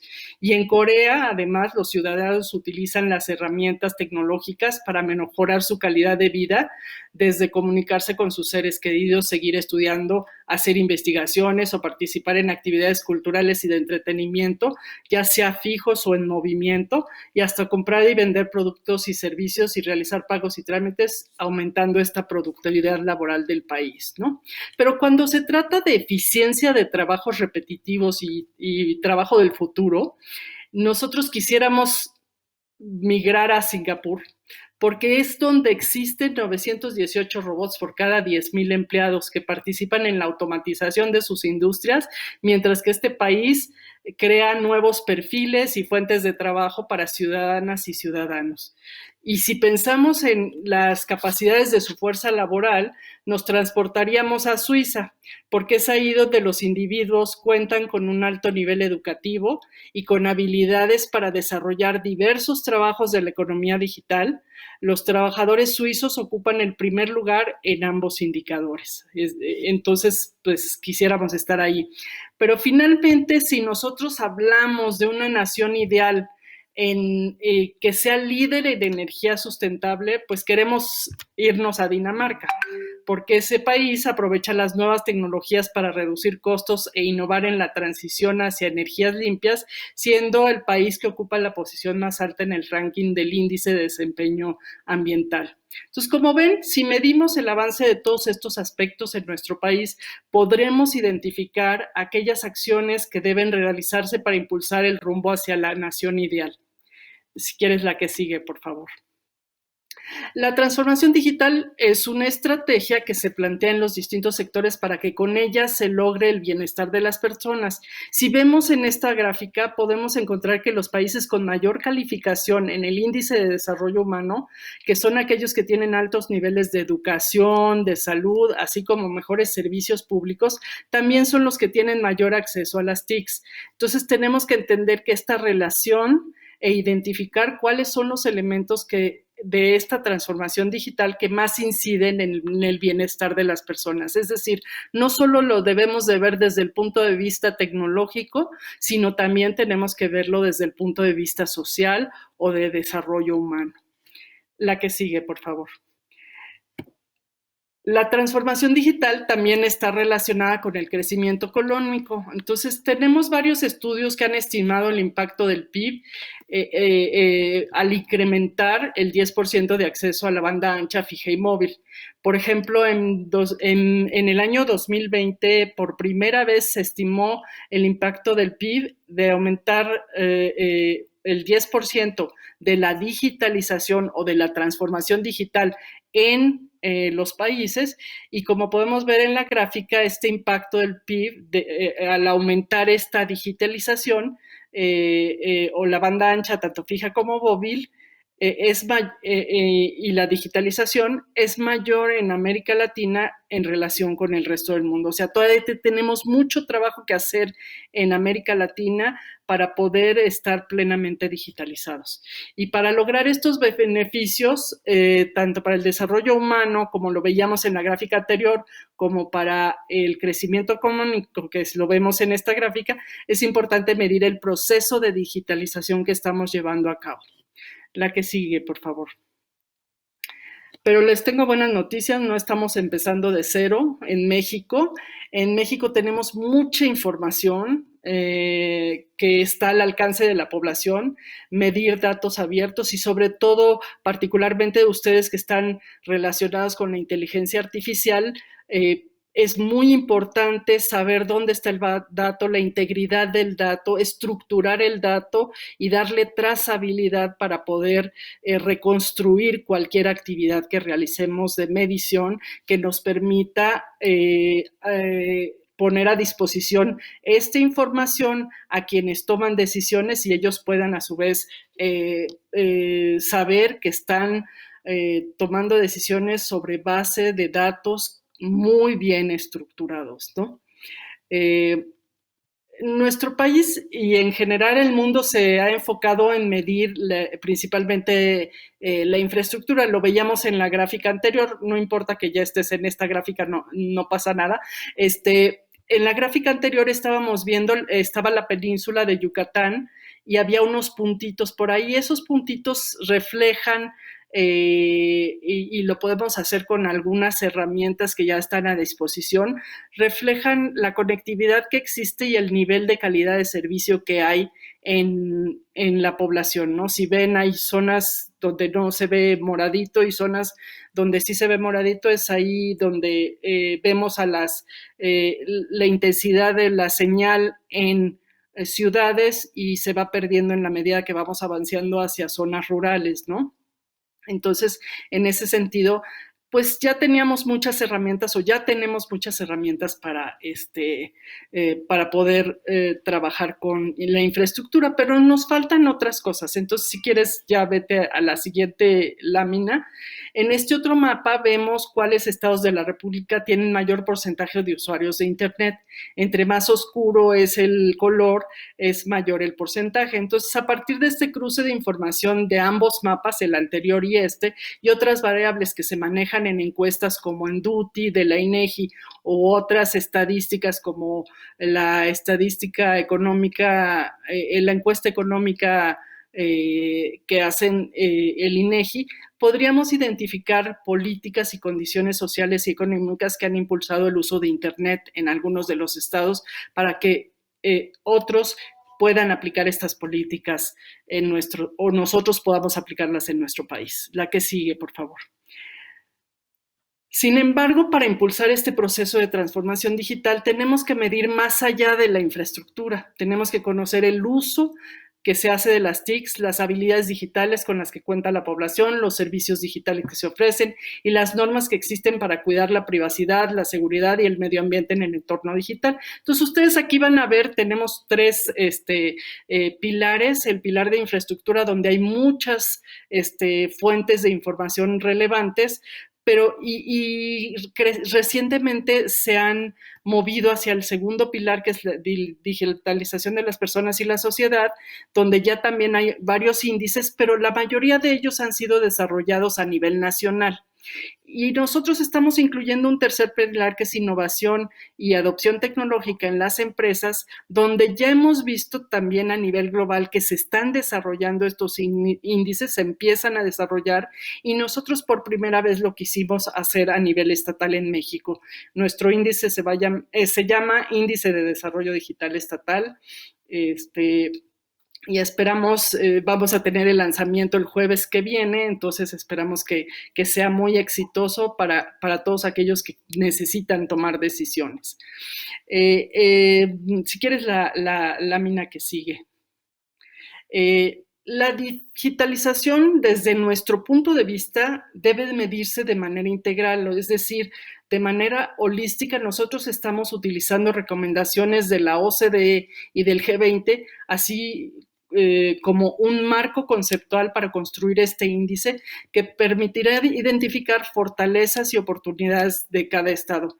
¿Cómo lo construimos? Pues nosotros consideramos a todos los actores que están en la economía digital, y entre ellos tiene que haber actores internacionales, actores nacionales, y haciendo la relación de qué particularmente qué enfoque le están dando tanto los actores internacionales como los actores nacionales, no solo a nivel federal, sino también a nivel estatal y municipal, es que podemos juntar todas estas estrategias y todas estas ideas o políticas que se están desarrollando, y así como recomendaciones de cada uno de ellos, las mezclamos en estos 3 pilares, introducimos en el índice todas estas variables que nosotros necesitamos tener para poder sobre una base holística y una base de interrelaciones entre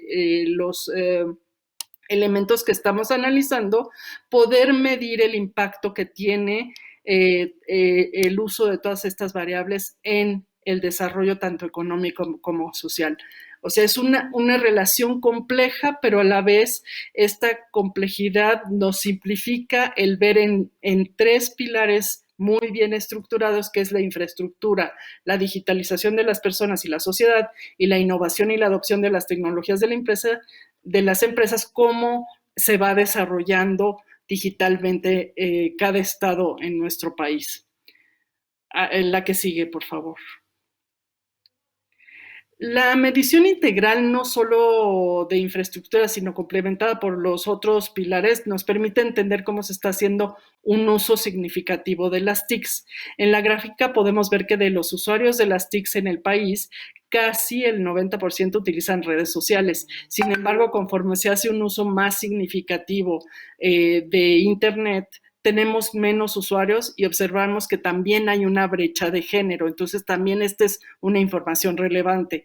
Solo el 18% de los hombres y 15% de las mujeres afirmaron que realizaron trámites de gobierno en línea.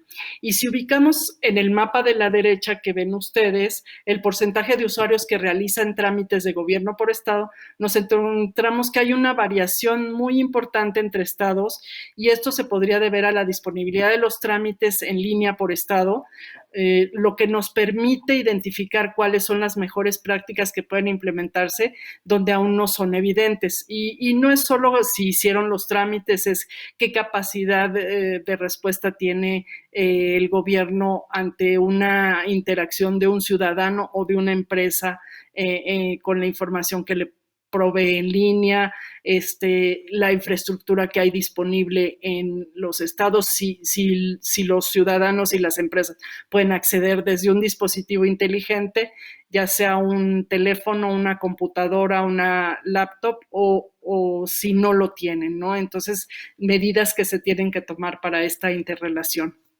La lámina que sigue, por favor. En innovación y adopción tecnológica, la novedad del índice de desarrollo digital estatal va a ser la posibilidad de estimar por primera vez a nivel estado el uso de tecnologías disruptivas por las empresas, como las que les menciono aquí, ¿no? Blockchain, inteligencia artificial, Big Data, y Internet de las Cosas, robótica. ¿Y por qué es esto importante? Es porque este indicador nos permite identificar si existen o hay potenciales para que existan clústeres de innovación tecnológica que caractericen a un estado o a una región en ciertos sectores de la economía. Ustedes mismos lo saben, Jalisco es un clúster de innovación tecnológica en las tecnologías de la información y las comunicaciones, y así podemos ver también otros clústeres en el Bajío de aeroespacial o de automotriz, y el químico que se encuentra en otras regiones, ¿no? Otro aspecto de este pilar se plasma en el mapa de la derecha, brecha, aprovechamos los datos existentes de otras fuentes para evidenciar una variación en el número de contratos de banca móvil por cada 1,000 adultos, mientras que en la Ciudad de México tenemos más de una cuenta por adulto y en muchos estados apenas existe una cuenta por cada 3 adultos, ¿no? Entonces, medir el nivel de inclusión financiera de las empresas en los estados nos alerta que la baja adopción de banca móvil podría retrasar la entrada del comercio electrónico, por ejemplo. Y si además lo asociamos ya sea con los procesos de exportación o de importación o las cadenas de suministro en la manufactura, en las que ya prácticamente toda la transacción o el proceso se hace mediante aplicaciones móviles, nos podemos dar cuenta que esta carencia nos torna menos competitivos y que otros países que han logrado la transformación digital en la totalidad de todos estos procesos, pues nos llevan un avance y nos vuelven menos competitivos. Entonces tenemos que pensar no solo en las grandes empresas, no solo en los grandes consorcios, sino también en toda esa cadena de suministro que suministra a estas grandes empresas con empresas micros y pequeñas que México y Latinoamérica tienen muchísimas, que también ellos tienen su parte de digitalización que tienen que resolver, ¿no? La lámina que sigue, por favor. Entonces, resumiendo, el camino hacia el progreso es digital. O sea, ya lo vivimos en la pandemia y yo creo que no vamos a salir de ello. Sin embargo, tenemos un plazo muy corto. Tenemos que resolver en 3 años la mayoría de los estados, en 5 años la totalidad de los estados, y tenemos que construir este progreso. Si identificamos las acciones por estado que nos llevarían a esa nación ideal que les comenté inicialmente, ¿no? En realidad, en la medida en que nos acerquemos a esa nación ideal, los resultados serán la eliminación de la brecha digital y, en consecuencia, el bienestar de nuestra sociedad. Yo con esto cierro mi participación porque me encantaría tener un diálogo con ustedes para poder continuar explorando cuáles serían las acciones que México tiene que desarrollar. Muchísimas gracias.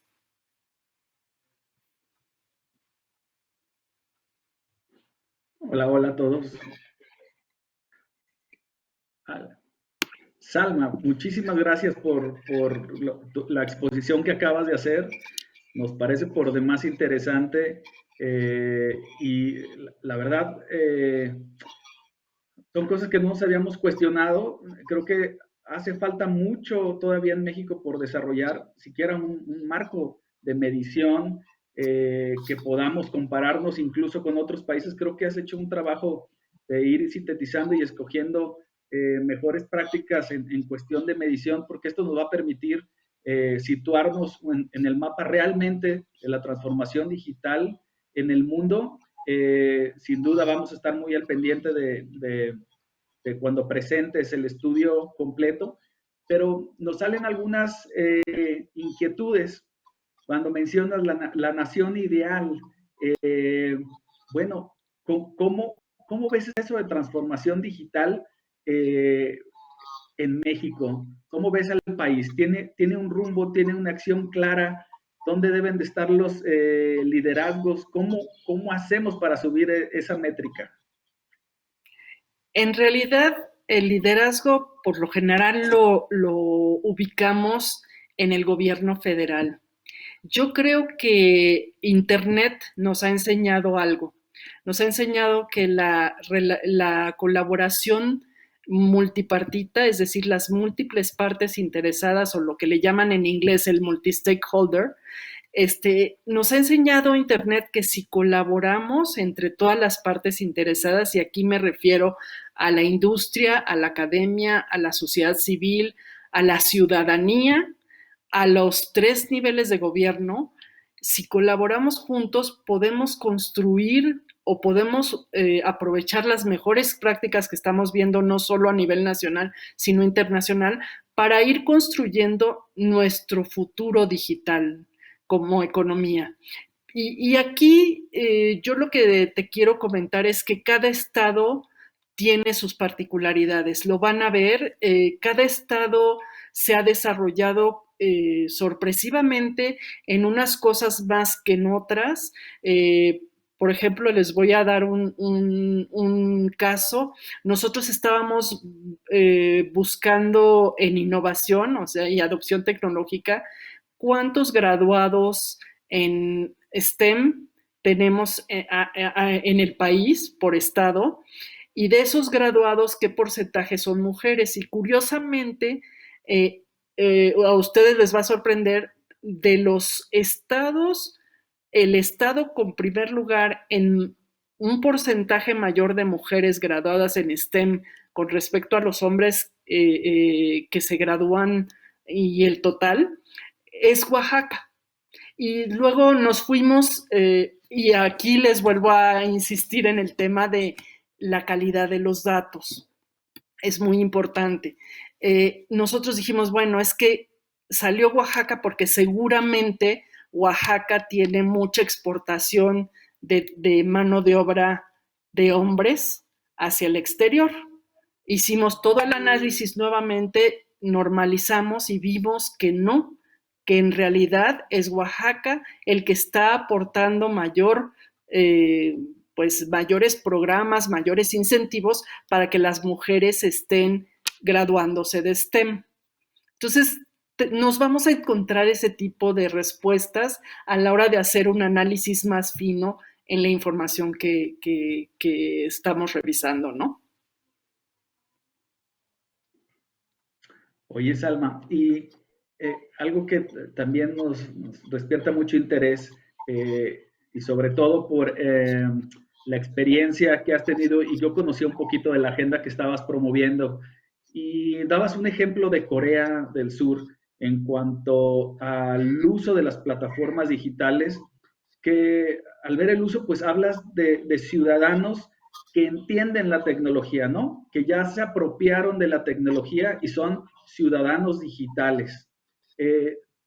¿Cómo ves que se debe de comenzar un proceso de inclusión digital, digamos, en México? Si es un tema que hay que reflexionar desde la educación básica, si es un tema que hay que atender los rezagos a lo mejor con los centros de inclusión digital o otros mecanismos.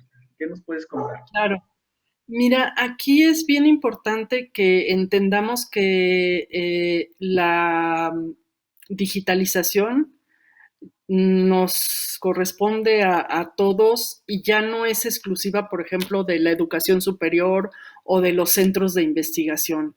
Ya el mismo Foro Económico Mundial ha clasificado 10 competencias que necesitamos tener, por ejemplo, hacia el futuro. Y si esas competencias no las vamos construyendo algunos dicen que desde preescolar, yo diría, por ejemplo, desde primaria, porque dejemos también descansar a nuestros hijos de pequeños a que hagan labores lúdicas no digitales.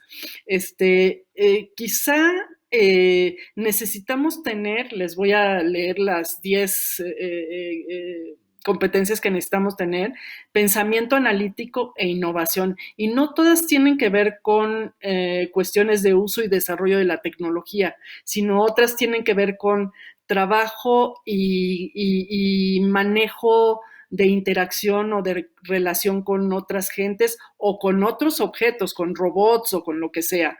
El tercero es la autogestión, ya que tanto nosotros nos estamos autoeducando, y la resolución de problemas también es el cuarto elemento. Entonces, uno es pensamiento analítico e innovación, aprendizaje activo y estrategias de aprendizaje, y yo le llamaría mucho en el sector académico, dicen aprender a reaprender, o sea, aprender, olvidar y volver a reaprender.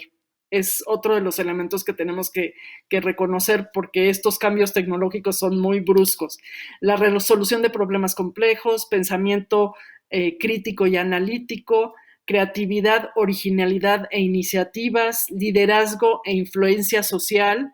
Ya antes era solo liderazgo, ahora ya están pensando en cómo podemos trabajar también con la relación humana, uso, seguimiento y control de tecnologías, diseño y programación de tecnologías. Ya, por ejemplo, la programación, que antes era un nicho muy particular de los ingenieros en computación o pues otro tipo de especialistas, hoy ya a niveles básicos podría ser otro tema que hay que introducir en las escuelas primarias, ¿no?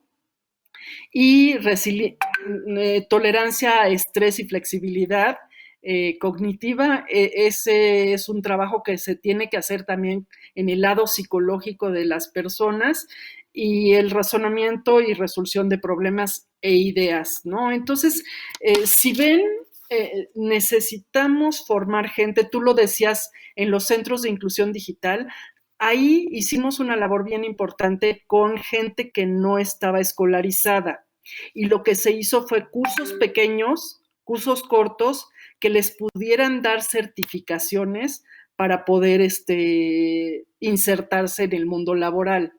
Pero en el sector formal, educativo, yo creo que tenemos que cambiar la mentalidad de cómo se presentan los currículos o los programas de estudio y tenemos que tener una vinculación muy cercana con la industria para que la industria nos esté retroalimentando de cuáles son las necesidades de esos trabajos del futuro que hoy requieren. Ustedes tienen en Jalisco un instituto muy importante que es el IJALTI. IJALTI acaba de hacer un IT Talent 2021 donde especificó inclusive hasta con sueldos, qué necesidades hay en el estado de ciertas perfiles del futuro, ¿no? Entonces, quizá esa es una muy buena práctica que debemos de transportar a los demás estados.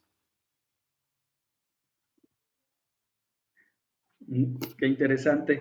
Fíjate que están llegando varias preguntas del público y voy a tratar de englobarlas. Muchas tienen que ver con conectividad y en los ejes que tú planteas está el de la infraestructura, que sin duda infraestructura, más allá de los centros de datos y del procesamiento, que a veces lo damos ya por hecho, lo que sí no damos por hecho es el acceso a Internet. ¿Qué necesitamos en políticas públicas en México para llegar a este tipo de conectividad o a esta infraestructura tecnológica que es necesaria para la transformación digital? Bueno, necesitamos algo que ustedes como Estado también están haciendo muy bien, que es tener un plan o una estrategia de despliegue de una red troncal, lo que se llama una red troncal, que es una red de fibra óptica que pueda extenderse a más ciudades o poblaciones de menor densidad y que permita hacer muy robusto el acceso a Internet. Sabemos que las zonas muy aisladas les va a llegar la fibra óptica, pues no necesariamente en los próximos años, quizás se tarde un poquito más en llegar la fibra óptica y que en muchos de los casos sea más difícil acceder a esos lugares. Entonces también hay otras tecnologías como la satelital o la de microondas o las redes inalámbricas que nos podrían ayudar a cubrir estas zonas que no están cubiertas con fibra óptica. Sin embargo, no es solo esta parte del acceso la que es relevante, también la parte del dispositivo inteligente para poder acceder a todas esas aplicaciones y servicios. Y hoy en día, al menos en el quintil más bajo, que es las personas que tienen menos poder adquisitivo en los estados, ellos están teniendo dificultades en pagar un dispositivo y en pagar el acceso. Entonces, ¿qué puede hacer los gobiernos de los estados? Pueden tratar de buscar medidas que, por ejemplo, colaboración con los fabricantes de teléfonos inteligentes y tratar de buscar uno que sea de menor costo, aunque tenga menos funcionalidades, tratar de buscar subsidios temporales para que la gente pueda acceder a estos teléfonos inteligentes y podamos tener pues un nivel de acceso no discriminatorio en todos los quintiles económicos, ¿no? En los que estamos analizando cómo está el comportamiento, ¿no?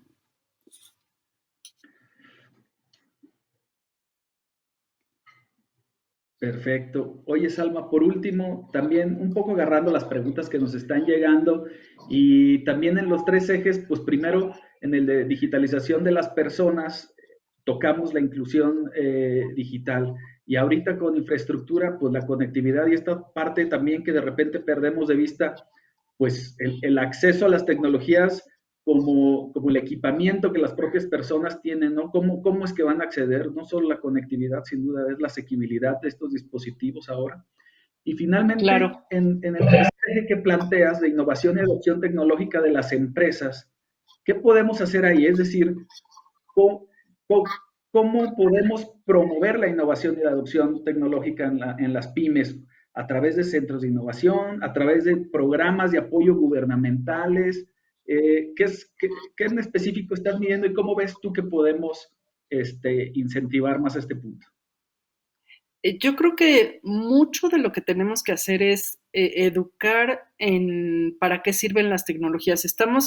Las empresas micros y pequeñas sienten un gran peso encima cuando les hablas de transformación digital, porque por un lado, cuando tú le llegas con el director a pedirle, oye, vengo a hablar de transformación digital, te dicen, espérame tantito, voy a traer al de tecnologías de la información, y ellos se desentienden. Ese es el primer error. La transformación digital tiene que ir dirigida o liderada por la cabeza de la empresa, que es el que tiene la visión hacia el futuro, y de ahí hacia abajo todas las áreas de la empresa tienen que trabajar en esa transformación digital porque nos impacta a todos, ¿no? A toda la organización, tanto pública como privada. Ese es uno. Y por otro lado, ellos sienten agobio porque de repente ven 1000 cosas en las que se tienen que digitalizar y en algunos casos es solamente que sepan utilizar su teléfono inteligente para poder hacer banca digital o para poder hacer algunas transacciones porque la empresa les exige solo ciertas necesidades de transformación digital para incrementar sus ventas. Por ejemplo, tener presencia digital y volcarse hacia el comercio electrónico les incrementa sus ventas y quizá por ahí puedan empezar ya, después de haber tenido un efecto positivo, a transformar otras partes de su empresa, ¿no? Entonces, yo creo que muchas veces las empresas les agobia decir, hijo, es que me tengo que transformar en todo, tengo que usar blockchain, tengo que usar inteligencia artificial, tengo que usar todo esto, y no es así. Pueden ir paso a paso y muchas veces esos pasos pequeños les pueden dar grandes resultados que los va a incentivar a tratar de hacer otras transformaciones en su empresa.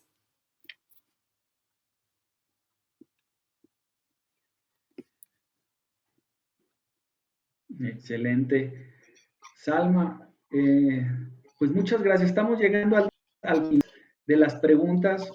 Hay una que quisiera agregar. Digo, hay muchas que sé que más bien les voy a recomendar que estén atentos a la presentación que vas a hacer, porque preguntan cosas muy específicas de los índices. Así es que creo que lo van a poder ver en tu presentación que vas a hacer en unos días. Pero hay una al respecto de los datos abiertos. Dicen que los datos abiertos de los gobiernos en realidad no son buenos, que siempre están chimuelos en las series de tiempo, que la única gran excepción es INEGI. ¿Cómo podemos corregir esto? Yo diría, más allá de cómo podemos corregir esto, también cómo podemos utilizar los datos abiertos para la innovación y cómo impactan en estas estrategias. Tienen toda la razón. No hemos sido enseñados a estructurar nuestros datos y a almacenarlos de una manera ordenada, de manera que cuando los ponemos a disposición de la gente, los pueda utilizar y tenga la confianza de que esos datos pueden ser replicados, se le puede dar trazabilidad y pueden conocerse el origen de los datos. INEGI ha sido muy cuidadoso en tener metodologías pues transparentes y replicables. Lo que debemos de hacer en los estados es empezar a constituir estos grupos, y estos grupos pueden formarse no solo por gente de gobierno.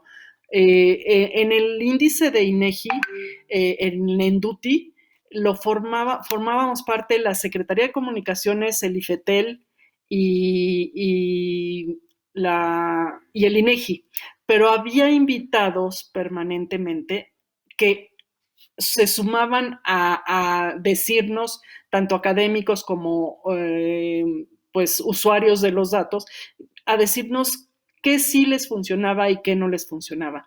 Entonces, sí, los datos abiertos es importante que se generen. Les voy a dar un caso. En Venezuela hoy no están teniendo datos abiertos para el uso de la inteligencia artificial y están teniendo que utilizar datos abiertos de otros países, y muchas veces pues no reflejan lo que están viviendo ellos en Venezuela para poder resolver una problemática del país. Pero sí debemos de conformar comités o hacer grupos para poder mejorar los datos con los que contamos. La periodicidad también es muy importante, porque así podemos hacer históricos o podemos regresar y ver cómo ha sido el comportamiento anualmente. De hecho, nosotros estamos buscando que este índice de desarrollo digital estatal sea anual, y buscamos que las fuentes nos permitan replicarlo anualmente con datos pues similares a los que se usaron el año anterior. Entonces yo los invitaría a que tomen la iniciativa. Esa es una de las características de los trabajos del futuro.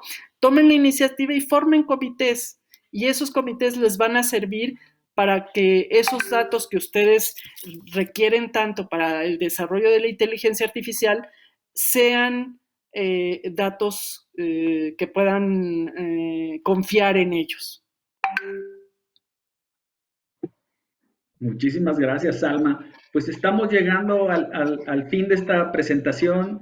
Queremos agradecerte mucho tu tiempo y que nos compartas parte de este gran estudio que han estado realizando. Seguramente va a ser muy interesante.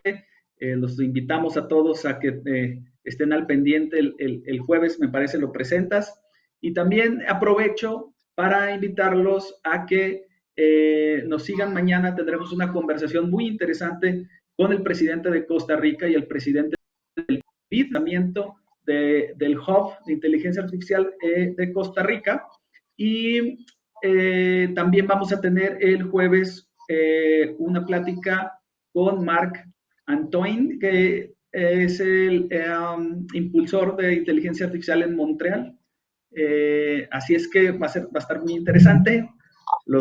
Esperamos contar con su presencia. Les agradezco entonces mucho. Salma, te despido. Muchísimas gracias. Hasta luego. Gracias.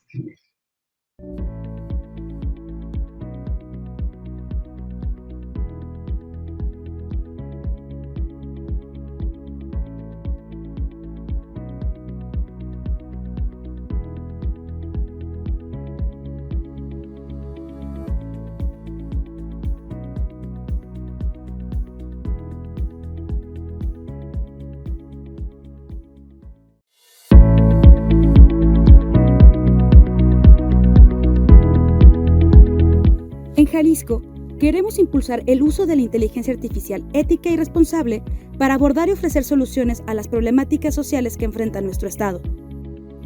En respuesta a ello, y como resultado de la unión de varias instituciones, surge en 2020 el Hub Jalisco, logrando implementar la iniciativa FERLAC en el país. FERLAC es una iniciativa del Banco Interamericano de Desarrollo que busca impulsar el uso de la inteligencia artificial ética y responsable en Latinoamérica, teniendo presencia en Colombia, Costa Rica, Uruguay y ahora en México. A un año del inicio de trabajos interinstitucionales, FERLA Jalisco ha conseguido avances significativos, como lograr la integración del sector público y privado, academias y sociedad civil para impulsar el ecosistema de la inteligencia artificial en México. FERL Jalisco hace parte de una iniciativa regional en toda América Latina y el Caribe, en donde el BID busca promover el uso responsable de inteligencia artificial. El objetivo principal